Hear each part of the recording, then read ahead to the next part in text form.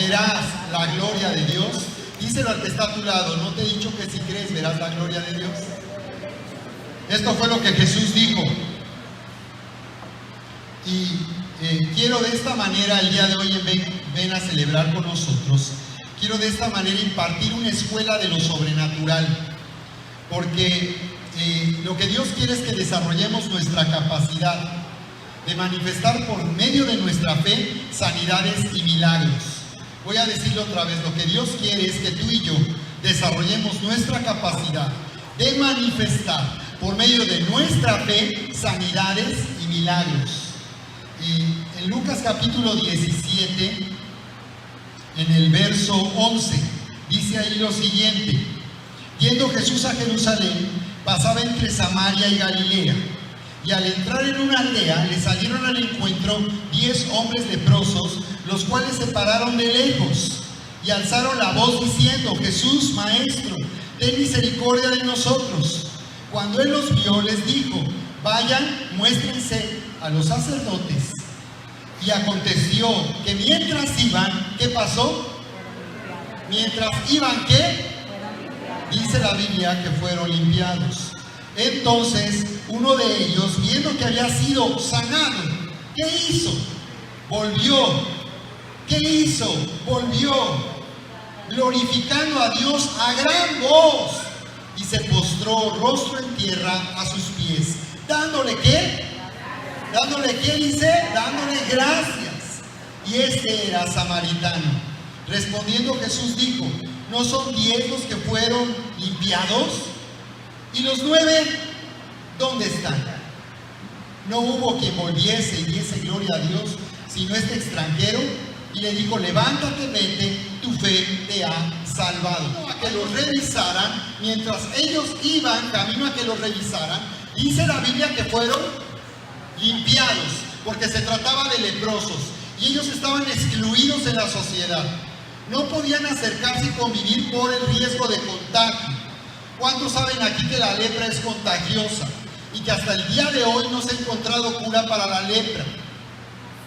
Entonces, por esa razón es que ellos le gritaban a Jesús desde lejos: Jesús, hijo de David, le gritaban. Y al declararle hijo de David, estaban reconociendo que él era el Mesías de Israel prometido en las escrituras del Antiguo Testamento, que venía a salvar a su pueblo. Entonces dice que cuando Jesús les dijo: vayan para que los revisen, porque en la ley había una indicación para revisar a los leprosos. Para darlos de alta tenían que ir al templo y ser revisados.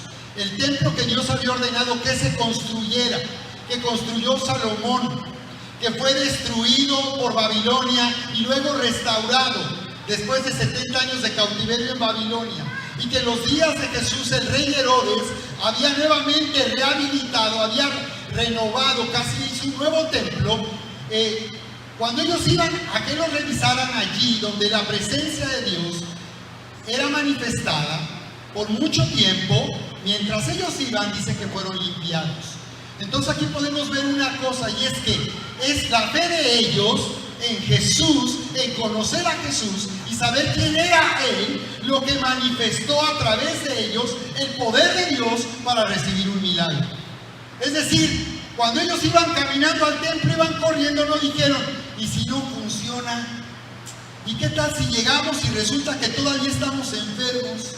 Pero no, ellos estaban totalmente seguros y convencidos de que la orden había sido dada para que ellos fueran sanados.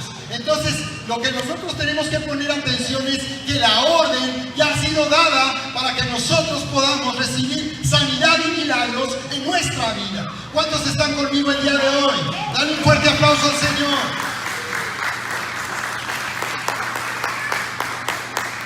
La orden ya ha sido dada. Podemos unirnos a la carrera de esos leprosos. Y mientras vamos corriendo para confirmar que el milagro ha ocurrido, antes que lleguemos, el milagro habrá ocurrido. No es hasta que lo revisaron que el milagro ocurrió. No, ellos sabían que el milagro había ocurrido. Solo iban a ser confirmados. Fíjate lo que acabo de decir. Necesitamos ser confirmados. La invitación del día de hoy es para que las personas que recibieron sanidad y milagros sean confirmadas. Para que no vivas en el evangelio del chapulín colorado, lo sospeché desde un principio, sino que tengas la certeza total de lo que Dios ha hecho en tu vida. Lo segundo que tenemos que observar entonces es que ellos fueron confirmados. ¿Te das cuenta? Llegaron, cuando regresó aquel de los 10, solamente uno dice que volvió. Y eso es lo que nosotros tenemos que hacer cada vez que Dios hace algo en nuestra vida. No te lo quedes, no te lo guardes. No menosprecies lo que Dios ha hecho en tu vida. Pues sí, algo pasó, pero todavía no dudes. Por eso todas las personas que trajeron tarjetas, Dios hizo ya algo en tu vida y tú necesitas identificarlo y reconocerlo. Y no solo eso y quedarte en tu lugar, sino venir y unirte a este leproso que dijo: aquí estoy, Señor, muchas gracias, te adoro y te alabo. Necesitamos muchos de nosotros aprender a darle gracias a Dios públicamente. Necesitamos reconocer lo que hace en nuestra vida. Muchas veces llegamos en ocasiones y nos mostramos tan indiferentes, como si nada estuviera pasando en nuestra vida, como si Dios no hiciera nada. Y sabes, aquí de lo que se trata cuando nos reunimos es de vivir la experiencia de que tenemos a un Dios vivo y que Él se manifieste en nuestra vida y hace que nuestra vida cambie. Así que tienes que venir, necesitas venir para ser confirmado, como este hombre lo hizo. Jesús preguntó: ¿te diste cuenta? ¿Y dónde están los demás? Para Jesús no era suficiente que la gente recibiera el milagro y ya se fuera con su bendición, como decimos, se fuera con su milagro. Para Jesús no era suficiente. Él esperaba que cada persona que recibe algo venga y se pare y diga: gracias, Señor, por lo que hiciste en mi vida. Quiero decirles a todos que Dios hizo esto conmigo en mi vida. Él me ha bendecido, me ha prosperado, me ha proveído. Hizo un milagro en mi casa, hizo un milagro en mi familia, me sanó de esta enfermedad. Hay algo que yo puedo reconocer de Dios esta mañana delante de todos juzgando. Se postró, adorando y dando gracias a Dios. Sino le dijo al final a este hombre: levántate, vete, tu fe te ha salvado. Él ya estaba sano. Cuando regresó con Jesús, estaba completamente sano. ¿Por qué Jesús le dijo: vete, tu fe te ha salvado? Porque le estaba confirmando. Él no tenía duda de que ya estaba sano, estaba limpio de lepra totalmente. Pero Jesús le dijo: vete, tu fe te ha salvado. Estamos dispuestos a venir y reconocer delante de otros lo que Dios está haciendo en nuestra vida. Pregúntale al que está a tu lado: ¿qué Dios hizo en tu vida? ¿Qué es lo que Dios hizo en tu vida? Checa qué es lo que Dios ha hecho en tu vida. No llegues esta mañana como si todo siguiera igual, como si nada hubiera cambiado, porque Dios ha hecho algo poderoso en nuestra vida. Entonces, voy a hablar de 3 principios poderosos para desarrollar nuestra habilidad de manifestar nuestra fe, a través de nuestra fe, el poder sobrenatural de Dios. Porque la orden ya ha sido dada. Y yo te quiero mostrar que la orden ya ha sido dada para que tú entres en una dimensión sola. La presentación, 3 principios.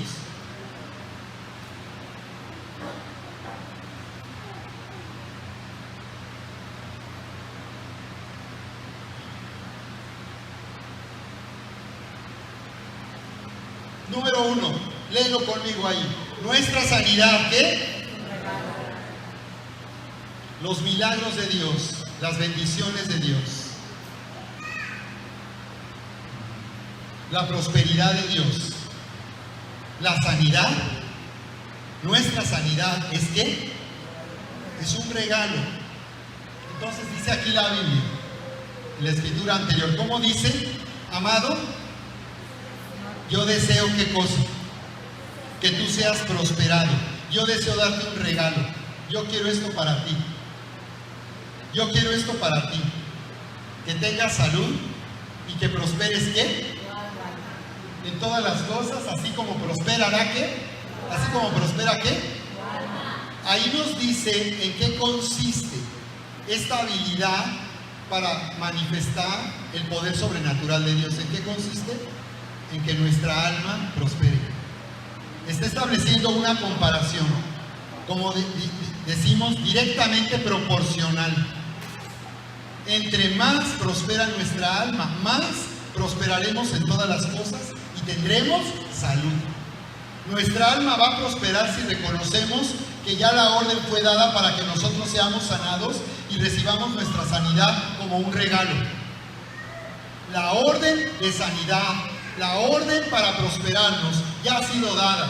Entonces lo único que hacemos es recibir por medio de nuestra fe. Nuestra fe en Cristo Jesús. Nuestra confianza consiste en extender nuestras manos y recibir lo que Dios dice que nos pertenece. ¿Cuántos están conmigo esta mañana? Entonces, ahora vamos allá a la Biblia, Vane, y ayúdame, hija, con Lucas capítulo 5, verso 12. Hay dos clases de personas que experimentan la sanidad y los milagros de Dios. Número uno, los que lo creen. Los que simplemente lo creen. Y número dos, los que son llevados a un nuevo entendimiento para creer y recibir lo que Dios tiene para ti. ¿De acuerdo? Entonces, observa cómo dice aquí en la Escritura. Aquí en la Escritura. ¿Qué les dije? Lucas, capítulo 5, verso 12. Dice, un día estando Jesús en un pueblo, llegó un hombre enfermo de lepra. Al ver a Jesús, se inclinó hasta el suelo y le rogó: Señor, si quieres, puedes limpiarme de mi enfermedad. Muchos han orado seguramente hacia Dios: Señor, si tú quieres, yo puedo salir de deudas. Si tú quieres, puedo recibir una provisión. Si tú quieres, me puedes abrir puertas para un trabajo. Si tú quieres, puedes sanarme. Si tú quieres, puedes salvar a mi familia. Si tú quieres, puedes alcanzar a mi esposo. Si tú quieres, puedes rescatar a mis hijos. ¿Cuál fue la respuesta de Jesús en el verso 13? Jesús lo tocó con la mano diciendo: quiero. Cuando nos dice que lo tocó con la mano, está diciendo que Jesús tomó un riesgo de tocar a un leproso que lo podía contagiar. Así que Jesús no tuvo problema. Y no fue un toque técnico, no nomás fue así tocarlo, sino Él lo tocó con amor, con aceptación. Y entonces el Señor le respondió: quiero, queda limpio. ¿Y qué pasó? Al momento, ¿qué pasó? La Biblia dice que Jesús quiere. Di conmigo: sí quiere. Dile al que está a tu lado: sí quiere. La pregunta no es si es capaz de hacerlo. La pregunta es si tú lo puedes creer, si tú puedes recibir el regalo que Dios te ofrece el día de hoy. Allí en Hechos capítulo 10, 38 hay una escritura más importante a considerar. Dice la escritura: ¿saben que Dios llenó de poder y del Espíritu Santo a Jesús de Nazaret, y que Jesús anduvo haciendo bien y sanando a todos los que sufrían bajo el poder del diablo? Esto pudo hacerlo porque Dios estaba con él. Dice aquí que su voluntad es hacer bien. Di conmigo: la voluntad de Dios es hacer bien. Cuando Jesús vino, dijo: ¿qué es lo que él hizo? Cuando Jesús vino del cielo a la tierra y se manifestó, dice que él anduvo haciendo bien y sanando a unos que estaban oprimidos por causa de un poder que venía del mismo Satanás. Eso no es problema. Ahora mira lo que nos dice Isaías capítulo 53. Y aquí podemos encontrar cómo la orden fue dada para que nos sea regalada sanidad, prosperidad y todo lo que nosotros necesitamos para avanzar en este mundo. Dice ahí Isaías capítulo 53, está hablando de Jesús. En el verso 3, Isaías 53, verso 3, está hablando y anunciando a Jesús. Esto fue escrito cientos de años antes de que Jesús viniera al mundo. Y se estaba anunciando que Él iba a hacer esto como el Mesías de Israel, como el Cristo de Israel. La palabra Mesías y Cristo significa ungido. Ungido es alguien capacitado. Por eso Hechos 10:38 dice que Jesús fue ungido con el Espíritu Santo. Es decir, que el poder de Dios estaba sobre Él para hacer milagros y sanidades. Y dice ahí la Biblia, en el verso 3, los hombres lo despreciaban y lo rechazaban. Era un hombre lleno de dolor, acostumbrado al sufrimiento, como a alguien que no merece ser visto. Lo despreciamos, no lo tuvimos en cuenta. Verso 4, y sin embargo, Él estaba cargado con nuestros sufrimientos. La Biblia dice que todos en aquel día pensaron que Jesús estaba siendo despreciado y pensaban que Él estaba sufriendo al llevar esa cruz sobre Él, sus espaldas, para morir crucificado. Pensaron que Él estaba sufriendo de esta manera porque algo malo debía haber hecho. Pero el verso 4 nos dice que no fue por lo malo que Él hizo, sino que Él en realidad estaba cargado con nuestros sufrimientos, estaba soportando nuestros propios dolores. Nosotros pensamos que Dios lo había herido, que lo había castigado y humillado, verso 5, pero en realidad fue traspasado a causa de nuestra rebeldía. Dice que todo esto fue porque Jesús estaba siendo lastimado, golpeado, traspasado por causa de nuestra rebelión, que fue por nuestra rebelión en contra de Dios, que Él fue atormentado, dice ahí, a causa de nuestras maldades. El castigo que sufrió nos trajo la paz. Observa cómo dice esta declaración. Dice que el castigo dice en esta versión, que sufrió Jesús nos trajo la paz. La palabra paz en el hebreo de donde se tradujo es la palabra shalom. Quizás tú has escuchado la palabra hebrea shalom. Shalom significa no solamente paz en el sentido de que no hay conflicto, no hay perturbación, sino paz en el hebreo se refiere a un bienestar total y completo. Paz es tener bienestar total y completo. Por eso el shalom de Dios también tiene que ver con ser sanado de enfermedades y ser prosperado también, y ser bendecido con bienestar en nuestra vida. Entonces dice que por causa de ese castigo nosotros tenemos paz. Aquí encontramos que la orden ha sido dada para que nosotros manifestemos sanidades y milagros. Porque está diciendo que hubo un castigo que Jesús sufrió, y es por causa de ese castigo que se quitó la enemistad con Dios y ahora tenemos paz con Dios por causa del sacrificio de Jesús. Tenemos ahora paz con Dios, tenemos armonía con Dios, los cielos están abiertos para nosotros y ahora Dios puede venir y estar con nosotros porque ha sido quitada la barrera del pecado y de la maldad que nos había hecho estar lejos de Dios. Entonces dice que el castigo de nuestra paz fue sobre Él. Para que nosotros pudiéramos tener paz con Dios, tenía que haber un castigo. Tenía que haber una sentencia sobre los delitos de toda la humanidad. Y eso fue lo que ocurrió en la cruz del Calvario. ¡Wow! ¿Cuántos están conmigo esta mañana? Esta es una gran noticia para nosotros. Dale un fuerte aplauso al Señor. Alábale, por favor. Entonces puedes ver en conclusión lo que dice Romanos 5:21. Romanos 5:21.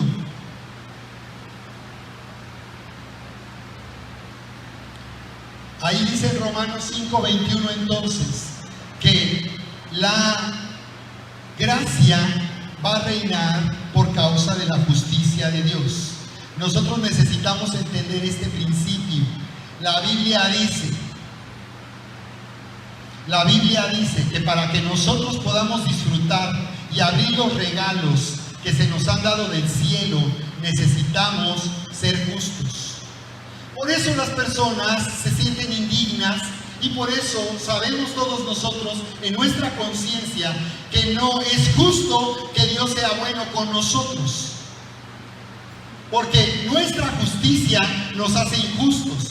Todas las cosas buenas y nuestras obras religiosas y nuestras buenas obras que creemos que nos pueden hacer aceptables delante de Dios, en realidad nos hacen injustos. No hay nada bueno que nosotros podamos hacer para que Dios pueda perdonarnos y pueda amarnos. Él nos ama, y por cuanto Él nos ama, es que por eso Jesús vino del cielo a morir en esa cruz. No es por lo que nosotros podamos hacer que Dios va a ser bueno con nosotros, es por lo que ya ha sido hecho a través de Cristo Jesús al morir en la cruz del Calvario. Entonces la Biblia nos dice claramente que el pecado reinó y causó muerte. El pecado, la maldad, gobernando nuestra vida, puso nuestra vida en un camino de destrucción. Se necesitaba que la justicia de Dios reinara para que nosotros pudiéramos disfrutar de todo el bien que Dios tiene para nosotros. Primero tendríamos que arreglar cuentas con Dios. Necesitábamos estar reconciliados con el Padre. Necesitamos haber sido perdonados para que Él entonces pudiera venir a nosotros y pudiera hacernos todo el bien que Él desea. Por esa razón Jesús murió en la cruz. Y al morir en esa cruz, Él hizo que la justicia de Dios reinara para que tuviésemos su gracia. Entonces, cuando yo pongo mi confianza en ese sacrificio, yo vengo a ser justo por medio de la fe, no de mis obras. Cuando yo pongo mi confianza en ese sacrificio, ahora lo que va a gobernar en mi vida y va a reinar en mi vida es la justicia de Dios. Yo lo que necesito es ser perdonado. Y en esa cruz ya he sido perdonado. Si necesito ser perdonado, y la Biblia dice que Jesús vino a morir en esa cruz para que yo sea perdonado, ¿qué es lo que necesito? Necesito recibir el perdón de Dios para ser perdonado. Necesito reconocer que solamente a través de su justicia yo me puedo reconciliar con Él, y entonces yo tengo acceso a la gracia. La palabra gracia del griego charis significa placer, deleite, alegría. Todo lo que produce en mí el regalo o los regalos que Dios tiene para nosotros. Por eso Jesús dijo: yo he venido para que tengan vida y la tengan en abundancia. Eso es gracia. Es porque es de Dios. El origen de la enfermedad y la muerte proviene de nuestra separación de Dios. Muchas personas piensan que la enfermedad es algo que Dios les mandó en castigo por sus errores y por su maldad. Pero la enfermedad no viene de Dios. Hay 5 razones que podemos dar por lo cual hay enfermedad en este mundo. En primer lugar, la genética original con la que Dios nos creó fue arruinada.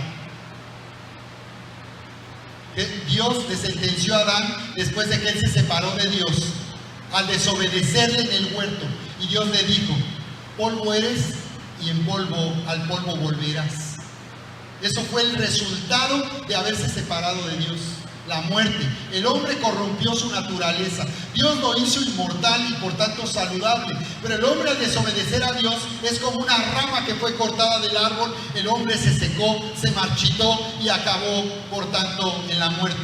Segundo, porque somos responsables también de dañar nuestra propia salud. Desde la manera en que nos alimentamos, también por causa de las adicciones en que viven muchas personas, y también por hasta provocar accidentes y tragedias. Muchas personas provocaron un accidente, una tragedia que les quitó la vida o los dejó discapacitados físicamente. Tercero, otra causa es que nosotros somos responsables de la enfermedad por causa de trastornos emocionales. Se ha descubierto que el 90% de las enfermedades es de origen emocional o psicosomático. Quiere decir que cuando nosotros vivimos en emociones destructivas, acabamos enfermando nuestro propio cuerpo. Dice la Biblia: el corazón triste seca los huesos, pero el corazón alegre constituye un buen remedio. Entonces, efectivamente, cuando vivimos nosotros en resentimiento, en rencor, culpando a otros de nuestra vida, cuando vivimos deprimidos, estamos lastimando nuestra salud también. Quiere decir que, por eso la Biblia dice que si prospera nuestra alma tendremos salud. Cuando nosotros hacemos que reine la justicia de Dios y la verdad de Dios, haremos que nuestro corazón se vuelva saludable, nuestras emociones se vuelvan saludables y por tanto tendremos salud también en nuestro cuerpo. Como parte de esto, y en cuarto lugar, también el estrés se ha descubierto que es la principal causa de trastornos emocionales, porque el estrés lastima todo el funcionamiento del sistema inmunológico. Es decir, a mayor estrés bajan las defensas, y es por tanto que nosotros enfermamos. Y en quinto lugar, como lo dice la Biblia, otra razón por la cual hay personas que sufren trastornos de salud es por causa de opresiones de demonios. La Biblia habla de un mundo espiritual donde hay demonios operando. Cuando las personas abren la puerta a través de la adivinación, la brujería, la hechicería, eso trae como una consecuencia. Y entonces esos espíritus toman derecho sobre la vida de las personas y pueden llegar a oprimirles y enfermar su cuerpo. Por eso Jesús dice que Él anduvo haciendo bien y sanando a los oprimidos por el diablo. Se ha dado la orden de libertad para los que están presos. Tercer lugar, vamos a ver que la gracia renueva nuestra mente para producir milagros. En tercer lugar, y es aquí donde es muy importante con lo que vamos a ir terminando con una conclusión. La razón por la que Dios produce milagros y sanidad en nuestra vida es porque nos ama. Dile a la persona que está a tu lado: Dios quiere sanarte y quiere hacer un milagro en tu vida porque te ama.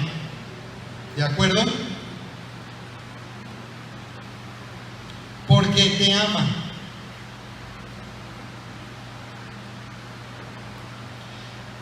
Yo les decía que hay dos clases de personas, y con eso voy a ir terminando, a través de las cuales se manifiesta el poder sobrenatural de Dios. Hay dos clases de personas: los que creen, simplemente lo creen, y los que son llevados a un cambio en su entendimiento y pueden llegar a creer. Los que creen, un ejemplo de esto en Marcos 7, 25 y 26, fue aquella mujer. Fue aquella mujer de Sirofenicia, que cuando supo que Jesús andaba ahí por su tierra, lo encontró. ¿Quién sabe cómo? Pero dio con él. Ella estaba segura que si llegaba hasta Jesús, su hija quedaría libre de una opresión de demonios. Y dice en el verso 25 y 26 que ella se postró cuando vio a Jesús y le rogó. Y esta es una clave poderosa. Ella simplemente lo creyó. Jesús no le estaba pelando, pero ella insistió y le rogó porque estaba segura que Jesús no iba a dejar de compadecerse de ella. Ella simplemente lo creyó. Nada la pudo desanimar. Llegó hasta donde Jesús estaba y le rogó. Y fíjate, Jesús dijo: el que pide, recibe. Cuando nosotros rogamos y cuando insistimos en una petición, lo que estamos haciendo en realidad es tomar y recibir lo que Dios nos está ofreciendo. Una persona que cree que Dios le ama y que puede hacer lo que Él necesita en su vida, cuando ruega, recibe. Rogar es recibir, rogar es tomar. Y esta mujer lo que hizo es tomar. Le rogaba diciendo: tengo derecho a que mi hija sea libre, y yo sé que tú lo puedes hacer. Y por más que Jesús se la puso difícil, en realidad ella acabó siendo alabada por su fe.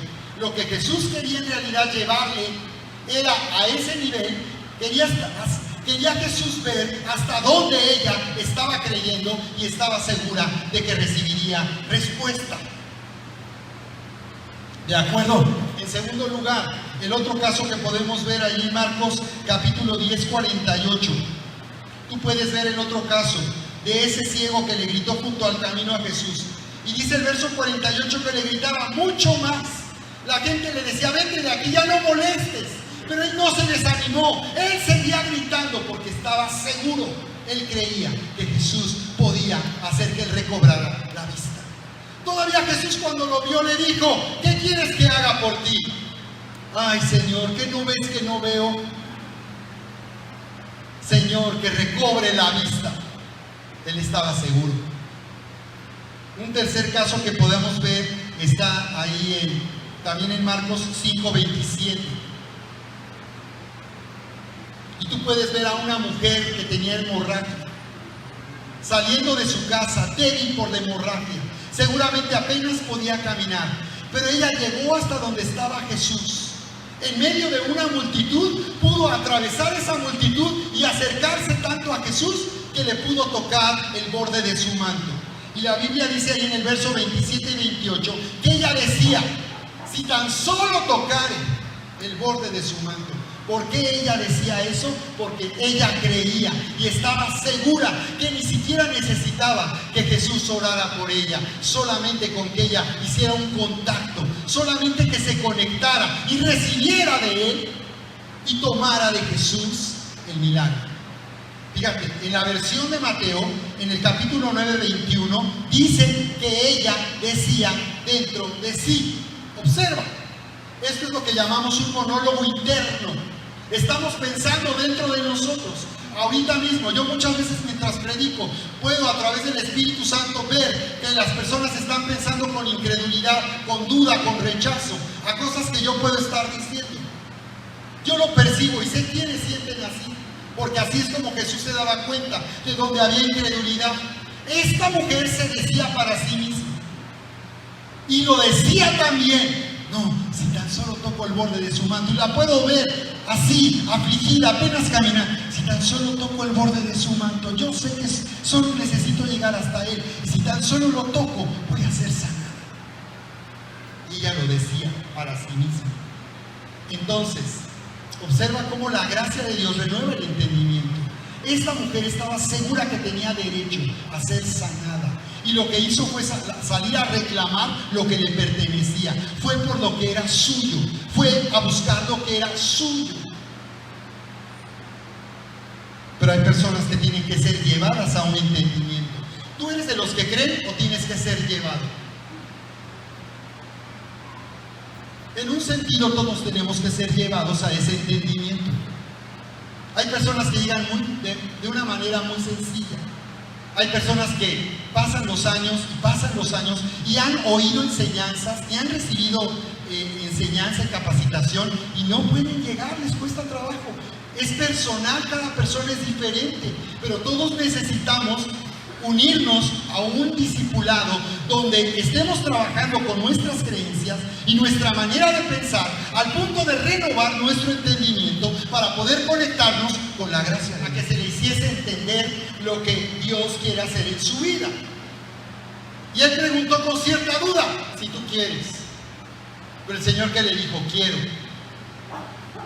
Entonces él le llevó un entendimiento: no tengas duda, yo quiero. Ya no me preguntes si quiero, recibe lo que tú quieres que yo haga para ti, porque está hecho para ti. Pero en segundo lugar, cuando no entendemos, cuando seguimos insistiendo en una mentalidad religiosa, en una mentalidad que no se está renovando en la gracia de Dios, cuando seguimos confiando en nuestras propias obras y en lo que hacemos, y aún decimos tener méritos suficientes, cuando no entendemos, viene sufrimiento, porque hay una cautividad en la mente en donde no podemos ver a Dios, ni su bondad, ni lo que ha sido hecho a nuestro favor. Entonces, termino con estos dos ejemplos. En Juan 4:48, en Marcos, déjame ver la otra. En Marcos 2:5. Marcos 2:5.